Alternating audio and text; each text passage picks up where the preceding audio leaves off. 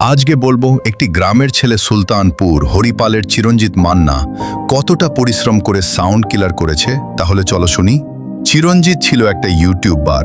সে YouTube থেকে রোজগার করে করে আরবাম 5 বাইক কিনলো।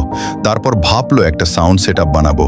তারপর সাউন্ড সেটআপ বানানোর জন্য পুরো স্থুতি নিল। নেয়ার পর ভাবলো টাকা কোথায় পাবো।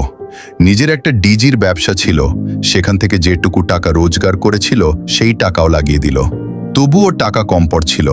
তখন একটাই চিন্তা ছিল, ছোট থেকে স্বপ্ন ছিল মনে সাউন্ড কিলার আসবে জীবনে। তখন সে ভাবলো আরবাম 5 বাইকটা বেছে দেব। বাইকটাটা বেচেও দিল। তারপর বানালো সাউন্ড কিলার। তারপর ফার্স্ট ফিল্ড ভাড়া খাটলো। তারপর সেকেন্ড ফিল্ড যাওয়ার পর চিরঞ্জিত জানতো না আমার সাথে এই রকম ঘটবে।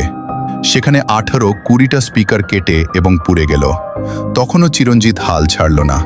তারপর আবার ভয়ঙ্কর রূপে নিয়ে এলো সাউন্ড কিলার। এখন সবার মুখে একটাই নাম, সাউন্ড কিলার।